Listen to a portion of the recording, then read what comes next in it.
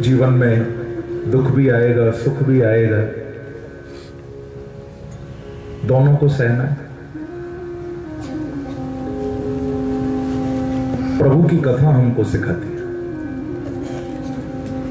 बहुत से लोग कहते हैं कि भगवान की कथा तो केवल सपने दिखाती है, बस बिहारी जी में विश्वास करो फिर कुछ भी नहीं होगा तुम्हारा।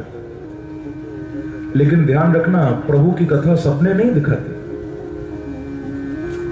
और कथा कभी ये भी नहीं कहती कि तुम भगवान में भरोसा रखो, तुम्हारा कुछ भी नहीं होगा। फिर बोले हम तो बिहारी जी को मानते हैं, अब हमें तो कुछ करना ही नहीं पड़ेगा, कुछ ना हमारे जीवन में दुख आ सकते, ना तकलीफ आ सकती। भाई हम तो बिहारी जी को मानते हैं।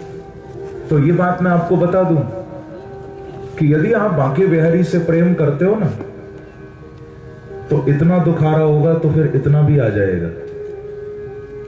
बिहारी जी कभी ऐसा नहीं करेंगे कि तुम्हारे जीवन में दुख ना आए, बल्कि ये तो परीक्षा लेने में नंबर 1 है,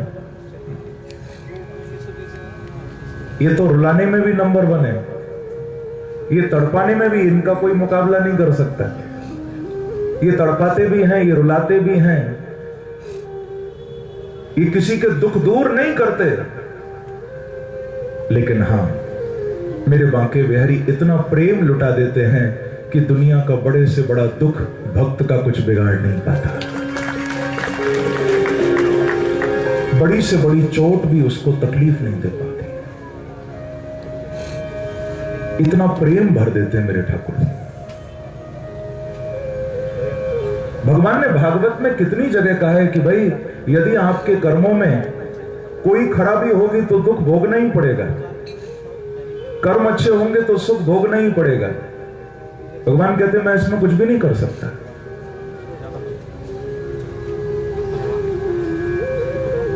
मेरे प्रभु तो सहना सिखाते हैं। पांडवों की कथा आप सुनते हो ना भागवत में, कितनी तकलीफ आई थी पांडवों के जीवन में। अब सोचो, कृष्ण उनके साथ थे, ठाकुर जी चाहते तो तकलीफ आती ही नहीं, भगवान चाहते तो दुख आता ही नहीं। लेकिन पांडवों के जीवन में दुख आए थे, उनको दुख भोगने पड़े थे, लेकिन कृष्ण साथ में थे ना। कृष्ण साथ नहीं होते तो शायद रो रो कर दुख काटने पड़ते, छाती पीट पीट कर दुख सहने पड़ते।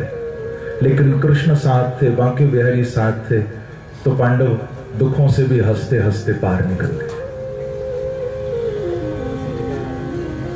भक्त दुख से घबराता नहीं,